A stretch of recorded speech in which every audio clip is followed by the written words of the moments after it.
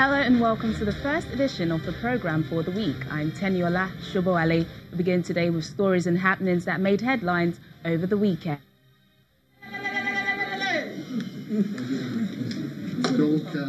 Opposition leaders in the Democratic Republic of Congo have chosen Martin Fayulu as their joint candidate for the December presidential election. Mr. Fayulu is a surprising choice. While he is a member of parliament, he is widely seen as an investor and businessman rather than as an opposition leader. He will be up against the governing coalition's peak, former Interior Minister Emmanuel Ramazani Shadari, as incumbent President Joseph Kabila says he is not seeking re-election. The selection of the 61-year-old Martin Fayulu came after days of talks between 7 opposition leaders in the Swiss city of Geneva.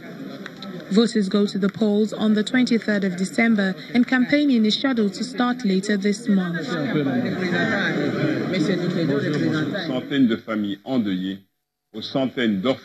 Meanwhile, the DRC's health ministry says the latest outbreak of the Ebola virus is the worst in the country's history.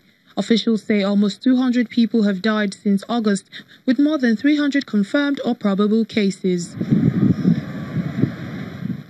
A vaccination program has so far inoculated about 25,000 people. DR Congo has suffered long years of instability, and efforts to relieve the disease have been hampered by attacks on medical workers. Spokesperson for the Gabonese president says Mr. Ali Bongo is seriously ill but on the mend, ending weeks of official silence on his condition. Speculation has mounted on the health of the 59-year-old President Bongo, with some reports saying he suffered a stroke. No mention was made of a stroke, but Ike Ungwoni said the president suffered bleeding, which required medical care. Ali Bongo succeeded his father Omar Bongo as president in 2009, who governed the Western African nation for more than 40 years. Meanwhile, new reports say the health of Gabon's president Ali Bongo is improved and he's now recovering his physical abilities. Speculation is mounted on the health of the president, with some reports saying he suffered a stroke. The 59-year-old was admitted to hospital on October 24 in Saudi Arabia, though authorities say he was only suffering from fatigue. The Bongo family has ruled for nearly half a century in Gabon, a country that produces oil and was a French colony before independence. Tunisia's president has accepted the new cabinet reshuffle that he originally rejected, easing a political standoff in the country. The reshuffle announced last week is the 10th major cabinet overhaul since 2011.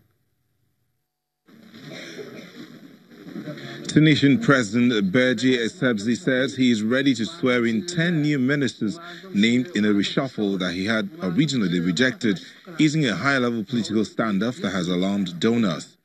Prime Minister Youssef Chahed announced the reshuffle, but Essebsi quickly rejected it, saying he had not been consulted. But now he says he would swear in the ministers if Parliament approves the changes. What is the destiny of this appointed government? Its destiny is in the hands of the Parliament. If the Parliament considers it to be a good government, then we will take note of that and react according to the requirements of the Constitution and what is incumbent on the honor of the office I hold. Because there is honor. If there's a different way out, we'll see. I hope everything will be fine.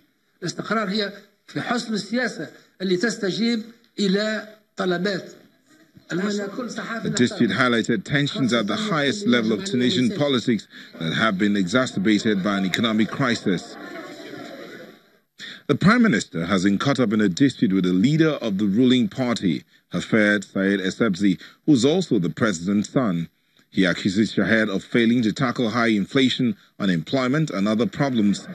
The political wrangling has alarmed donors who have kept the country afloat with loans granted in exchange for a promise of reforms such as cutting a bloated public service. Tunisia's economy has been in crisis since the North African state kicked off the Muslim world's Arab Spring uprising by toppling autocrat El Abidine Ben Ali in 2011. The remaining 4 hostages kidnapped last week in a school in Cameroon's northwest region have been released. Local media reports that the principal, one teacher and 2 students were let go by their captors. More than 80 people, majority of them students at the secondary school, were taken on the 4th of October by gunmen. The government has accused separatists in the English-speaking region of being behind the kidnapping. The Anglophone separatists, however, denied the accusations. The rebel movement took up arms last year to demand independence for the northwest and southwest regions, the 2 English-speaking regions in a country where French is the most widely spoken official language.